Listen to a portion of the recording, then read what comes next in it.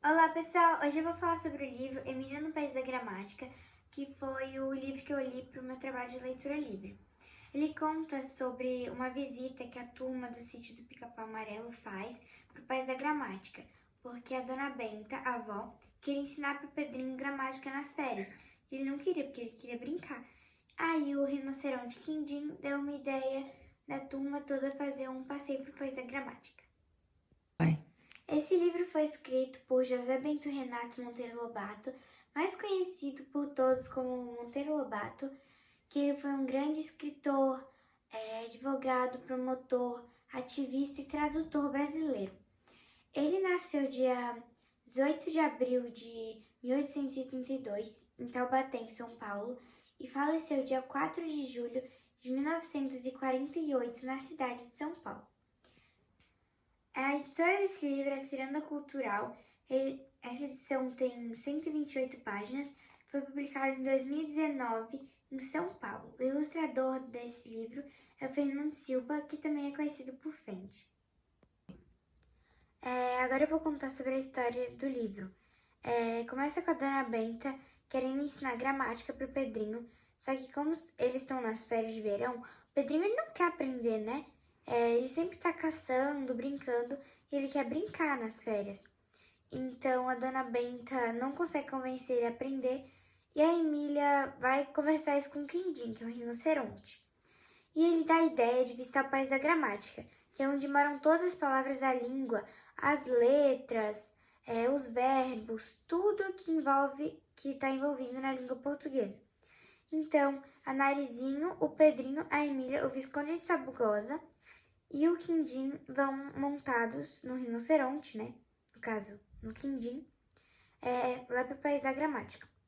Chegando lá, eles visitam substantivos, artigos, pronomes, tudo assim separadamente.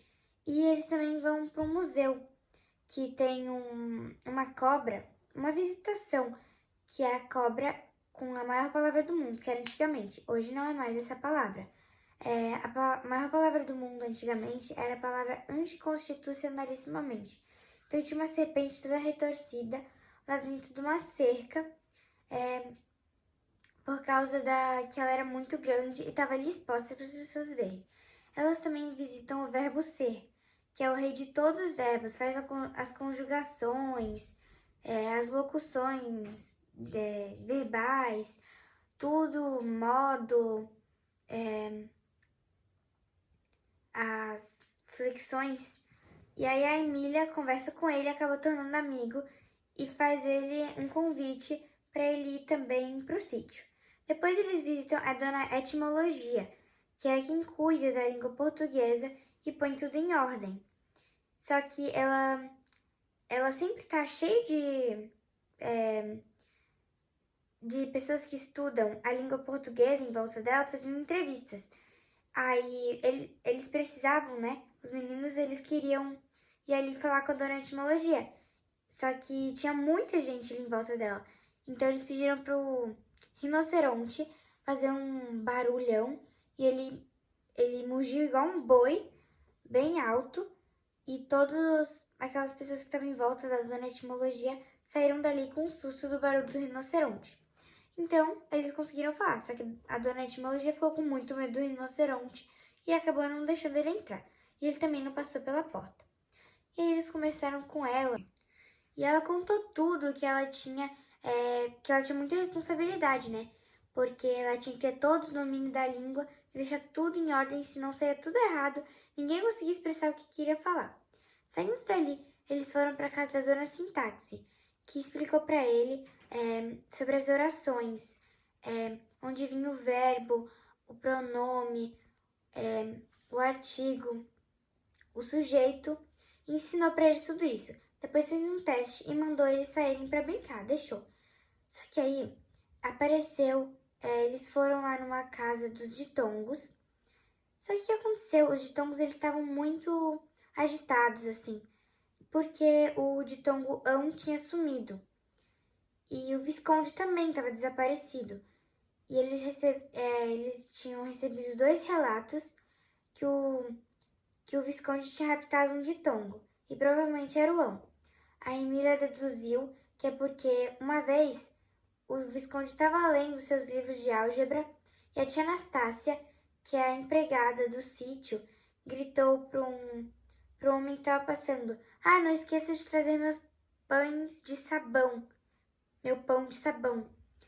E o Visconde sentiu como se aquilo fosse um latido, um tiro, e ele até desmaiou. Então ele odeia o ditongo e acabou tendo vontade de tirar esse ditongo da língua por conta disso que aconteceu.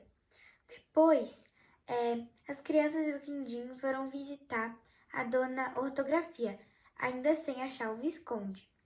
E lá chegando na dona Ortografia, ela contou que ela cuidava da escrita das palavras e estava sempre simplificando as palavras porque as crianças tinham que escrever mais fácil. Não podia ter palavra tão complicada para escrever. Só que ela também contou que estava brigada com a ortografia etimológica, que é a ortografia antiga, de quando as palavras ainda eram escritas, desde quando das línguas que elas eram derivadas. Por exemplo, se uma palavra era derivada do latim, ela ia ser escrita como era escrita no latim. Então, a Emília começou a revolta ortográfica dela.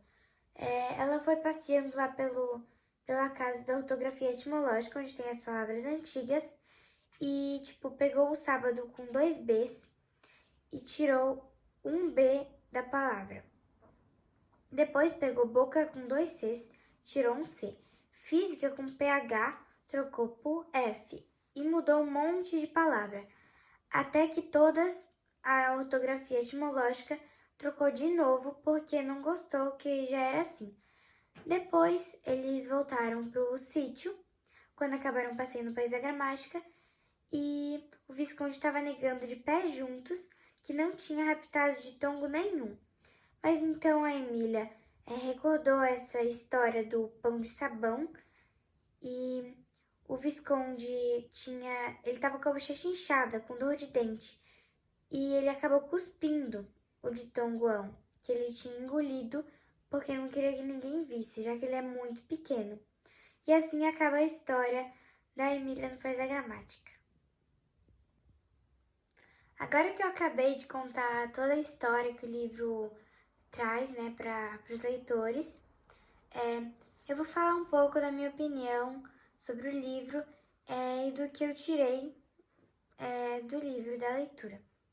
Assim, eu acho bem interessante, eu gostei bastante do livro, não teve nada assim que eu não gostei, e é muito legal porque dá para aprender bastante de gramática de uma forma divertida, que eles brincam, contam história, tudo no meio.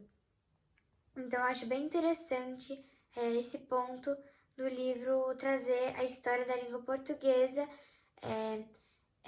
tudo que é regras da gramática, pronomes, advérbio, adjetivo, substantivo, tudo isso que a língua portuguesa tem.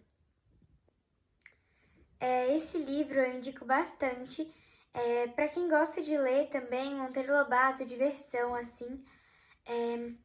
E também ele mistura o aprendizado com a brincadeira, né? Eles brincam enquanto estão aprendendo. Esse livro ele não faz parte de uma coleção de livro, mas tem esse estilo aqui, né? Dessa ilustração aqui, com esse título, Monteiro Lobato, aqui em cima.